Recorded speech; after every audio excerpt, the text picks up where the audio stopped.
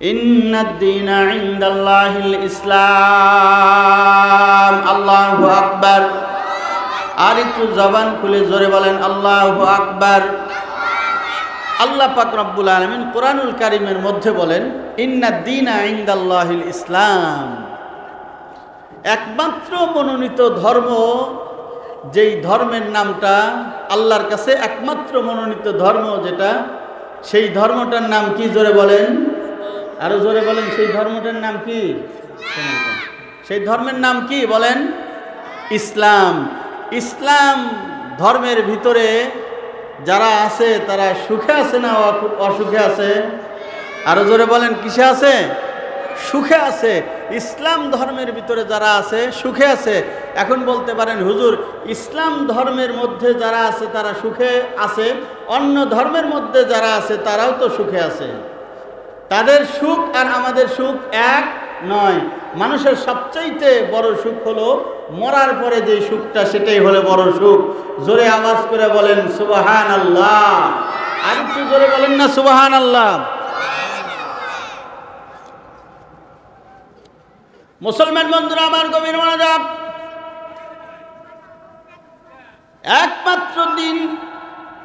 একমাত্র দিন হলো আল্লাহ পাক রব্বুল আলামিনের কাছে একমাত্র ধর্ম, সেই ধর্মটার নাম হলো ইসলাম।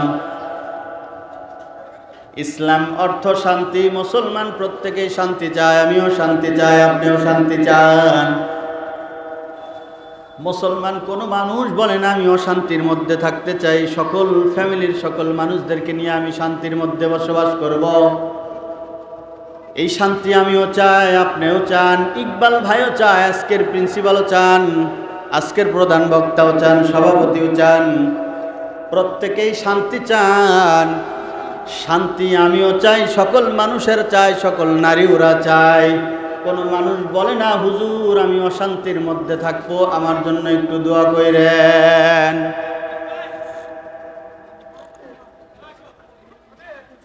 আল্লাহ পাক রব্বুল আলামিনের কাছে একমাত্র মনোনীত ধর্ম, সেই ধর্মটার নাম হলো ইসলাম। সুবহানাল্লাহ। আরো জোরে বলেন। ইসলাম ধর্মের জন্য ইতিপূর্বে ওলামায়ে কেরাম কষ্ট করেছেন, যুদ্ধ করেছেন, জিহাদ করেছেন। তাদের পূর্বে অনেকেই কষ্ট করেছেন, যুদ্ধ করেছেন, জিহাদ করেছেন। সাহাবায়ে কেরামরা যুদ্ধ করেছেন, জিহাদ করেছেন। নবী মুহাম্মদুর রাসূলুল্লাহ সাল্লাল্লাহু আলাইহি সাল্লাম তিনিও যুদ্ধ করেছেন, জিহাদ করেছেন। ইসলামের ভিতরে থাকা অবস্থায়ও ইসলামকে ভালোবাসার কারণে, মুসলমানিত্বর কারণে নবীর উপরে টর্চার কম আসে। এই প্রসঙ্গে আমি কিছু কথা আপনাদের সমীপে বলার চেষ্টা করব। সবাই মনোযোগ দিয়ে শুনবেন তো ইনশাআল্লাহ? আশা করতেছি ইনশাআল্লাহ মানুষ ভরে যাবে। ইনশাআল্লাহ জোরে বলেন ইনশাআল্লাহ। সম্মানিত উপস্থিতি, আল্লাহর কাছে প্রিয় ধর্ম যেহেতু ইসলাম, এই প্রিয় ধর্ম ইসলাম, ইসলাম অর্থ শান্তি। সাহাবায়ে কেরাম এটা বুঝছিল কি বোঝে নাই? সাহাবায়ে কেরাম এটা বুঝেছিলেন। এই জন্যই সাহাবায়ে কেরাম নিজের জীবন বাজি রেখে ইসলামের মধ্য থেকে কখনো পলায়ন করেন? জোরে বলেন, পলায়ন করেছিলেন? এখনো কোনো আল্লাহর বান্দা, আল্লাহর ভয় যাদের মধ্যে আছে, হক্কানি আলেম, আল্লাহ পাক রব্বুল আলামিনের মোহাব্বত যার দিলের মধ্যে আছে, আল্লাহকে জীবনের চাইতে বেশি ভালোবাসেন, নবীকে জীবনের চাইতে বেশি যারা ভালোবাসেন, তারাও কখনো পিছপাও হটেন না। বিগত সরকারের সময়েও মুসলমানদের উপরে, তারাও তো মুসলমান ছিলেন, আলেম ওলামাদের উপরে নির্যাতন বেশি ছিল না কম ছিল? কথা বলতে হবে। নির্যাতন বেশি ছিল না কম ছিল? নির্যাতন বেশি ছিল। দীর্ঘ সময় পর্যন্ত তারা নির্যাতন করেছে। আপনারা বলতে পারেন হুজুর তারা তো মডেল মসজিদ করছে, তারা তো আপনাদের মতো আলেম ওলামাদেরকে বেতন ভাতা দিছে, ইসলামিক ফাউন্ডেশন তারা চালাইছে, সব ঠিক আছে, কিন্তু তাদের বাইন্ডিংয়ের মধ্যে যারা ছিল তারাই শুধু তাদের কাছে ভালো মানুষ, তাদের বাইন্ডিংয়ের বাইরে যারা ছিল তাদের কাছে তারা ভালো মানুষ না। জোরে বলেন, ঠিক বললাম না ভুল বললাম? আজকের প্রধান বক্তা যিনি আহমদুল্লাহ, মুফতি আহমদুল্লাহ সিরাজি ভাই, উনি সিরাজগঞ্জের মধ্যে বসবাস করেন। আমরা সবসময় ওনার সাথে থাকি, পাশে থাকি, আসি। ওনার উপরে দেখতাম অনেক টর্চার আসতো কি জন্য? উনি বিভিন্ন সময়ে নবীর উপরে ব্যঙ্গ করলে, ওলামায়ে কেরামের উপরে কটূক্তি করলে, বিভিন্ন বিষয়ে কথা বললে উনি ছাড় দেন নাই। এই জন্য ওনার উপরে নির্যাতনও কম আসে নাই। নির্যাতন নতুন কোনো শব্দ নয়। নির্যাতন নবীর যুগেও ছিল, নির্যাতন সাহাবায়ে কেরামের সময় ছিল, নির্যাতন তাবেঈনদের সময়ে ছিল, নির্যাতন তাবেঈনদের সময়ে ছিল, এখনো আছে। কিয়ামতের আগ পর্যন্ত একদল মানুষ ইসলামের পক্ষে যারা থাকে তাদের উপরে নির্যাতন করবে, এমন মানুষ আল্লাহর জমিনে আছে না নাই? কথা বলেন, আছে না নাই? কথা বলার সময় কোনো ভয় পাওয়া যাবে? কোনো ছাড় দেওয়ার সুযোগ? ইসলামের কথা হবে ওপেন, কোরআন হাদিসের কথা হবে ওপেন। কিসের ভয়, কিসের জেল আর জুলুম? মাওলানা মামুনুল হক ইনি অত্যন্ত বড় মাপের একজন আলেম ছিলেন, ওনাকে নির্যাতন কম করা হয় নাই। কথা বলেন, ঠিক বললাম না ভুল বললাম? প্রায় 3 বছরের ঊর্ধ্বে তাকে কারাবন্দি করে রাখা হয়েছিল, জেলখানার মধ্যে রাখা হয়েছিল। তাকে প্রস্তাব দেওয়া হয়েছিল, আপনি মাঠে ময়দানে কোনো কথা বলবেন না, শুধু মাদ্রাসায় আপনি বসে থাকবেন, কিতাবাদি পড়াইবেন। উনি বলছেন প্রশ্নই আসে না, কখনো না। আমি মামুনুল হক যদি মাঠে বের হই, আল্লাহর কথা কোরআনের কথা বলবো।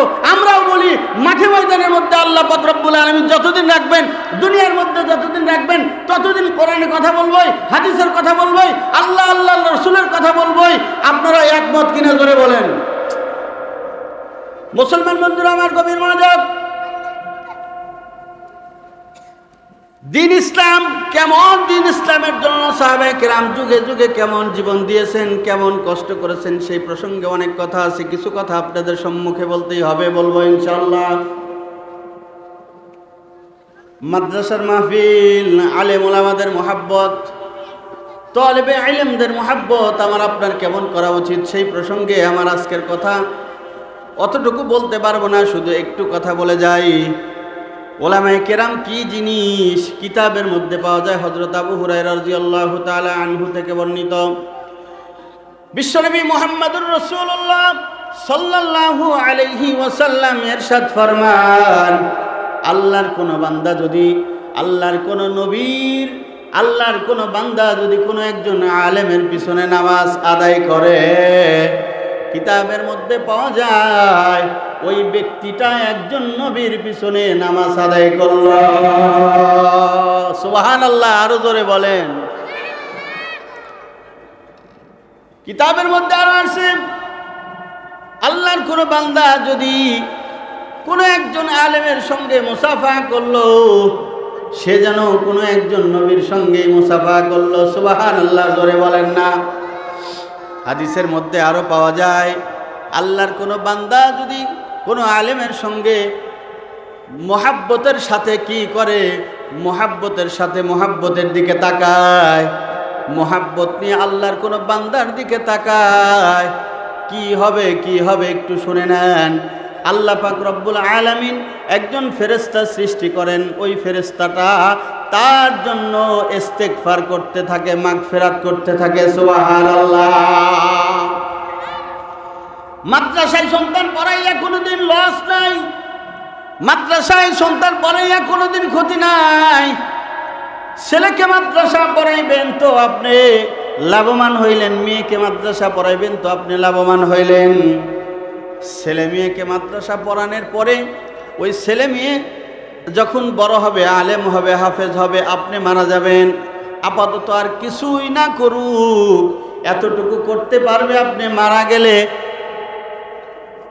আপনি যখন মারা যাবেন, মারা যাওয়ার সাথে সাথে আপনার জানাজারের ব্যবস্থাটা সে করবে এবং নিজে জানাজা পড়াবে, নিজে জানাজার পড়াবে, জানাজারের ব্যবস্থা করবে, নিজে কবরের মধ্যে নামবে। এর চেয়ে ভালো চাওয়া পাওয়া আর কি আছে? কথা বলেন, ঠিক বললাম না বলবেন? মুসলমান বন্ধুরা আমার, গভীর মনোযোগ। এই জন্য সন্তানকে আলেম বানান। সন্তানকে আলেম বানাইলে কোনোদিন লস নাই। আপনি বলতে পারেন আলেম হইলে কি হবে? জেলখানার মধ্যে যাবে। ডাক্তার বানাইলে টাকা কামাই করবে, ইঞ্জিনিয়ার বানাইলে টাকা কামাই করবে, সব ঠিক আছে। কিন্তু আপনার একটা সন্তান যদি আলেম হয় আর আপনার যদি জানাজার করে, আপাতত এতটুকুর মধ্যে শেষ নয়। বাবা মা মারা যাওয়ার পরে সন্তান কবরের পাশে দাঁড়াইয়া সূরা ফাতিহা, সূরা ইখলাস আর সূরাতুল ইয়াসিন পড়ে পড়ে আল্লাহর দরবারে দোয়া করবে, রব্বুল আলামিন গো আল্লাহ, মেহেরবানি করিয়া তুমি আমার মা আব্বারে মাফ করে দাও।